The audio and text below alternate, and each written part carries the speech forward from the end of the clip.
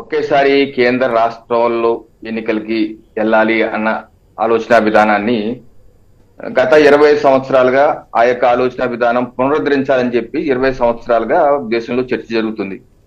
పునరుద్ధరించడం ఎందుకన్నానంటే గతంలో కూడా స్వతంత్రం వచ్చిన తర్వాత 20 ఏళ్ల పాటు 1967 వరకు ఒకేసారి ఎన్నికలు జరిగింది.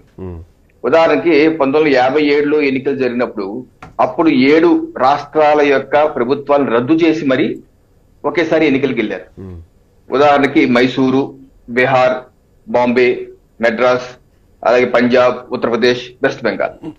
అంటే జమిలీ అన్నది ఒకేసారి ఎన్నికలు వెళ్ళటం అనేది ఒక స్ఫూర్తిగా మన రాజ్యాంగ నిర్మాతలు ఆలోచన విధానంతో వెళ్ళారు. ఇది భారతదేశానికి కొత్త కాదు, ప్రభుత్వాలు రద్దు చేసుకుని వెళ్ళారు. ఇది ముందు మనం అర్థం చేసుకోవాల్సినది. ఇది అప్రజాస్వామికం కాదు, యాంటీ ఫెడరల్ స్ఫూర్తి విరుద్ధం కూడా కాదు. అలా అయితే మన ఫోర్ ఫాదర్స్ ఎందుకు పనిచేస్తారు? అయితే అప్పుడు చట్టబద్ధత లేదు, రాజ్యాంగ పద్ధతి లేదు ఆ అంశాన్ని. అయితే వాళ్ళు టేక్ ఇట్ యాజ్ గ్రాంటెడ్ గా తీస్తున్నారు.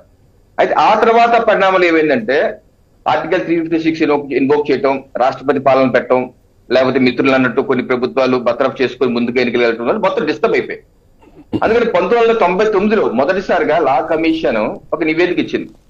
మనం ఇలా చాలా దూరం వచ్చేసాము, వివిధ రాష్ట్రాల్లో వివిధ కేంద్ర ప్రభుత్వాల్లో ఇలా విడివిడిగా ఎన్నికలు పెట్టడం, దీనివల్ల నష్టపోతున్నాం, సమయం వృధా అవుతుంది, ధనం కూడా లూజ్ అయిపోతున్నాం, అలాగే మ్యాన్ పవర్ ఇబ్బంది పడుతున్నాం. అందుకని ఒకేసారి 1999లో ప్రతిపాదన వచ్చింది. అప్పటి నుంచి ఇప్పటి వరకు 10 సంవత్సరాలుగా పార్లమెంటరీ స్టాండింగ్ కమిటీ రూపంలో నివేదికలు వచ్చాయి.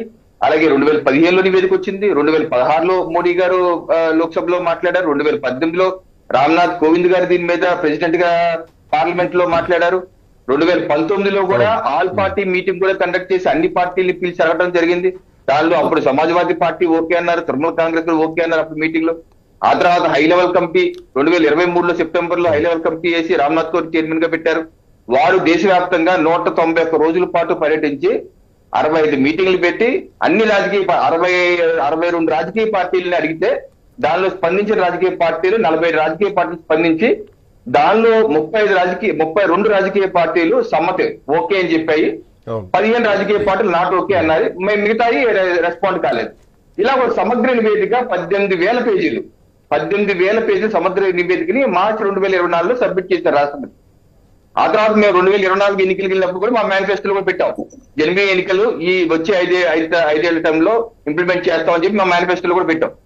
అదే దీన్ని కమిటీ నివేదికని ఇప్పుడు కేబినెట్ ముందు వచ్చింది, కేబినెట్ యాజ్ ఇట్ ఈజ్ ఆమోదించలేదు, కొన్ని తీసుకున్నారు. ఇప్పుడు ఉదాహరణకి కేంద్ర రాష్ట్ర ఎన్నికలు ఒకేసారి జరిగే విధంగా దానికి ఆమోదం పొందారు, కానీ ఎంపీటీసీ జెడ్పీటీసీ ఎన్నికలకి ఇప్పుడు వద్దని చెప్పేసి అది తీసుకోలేదు.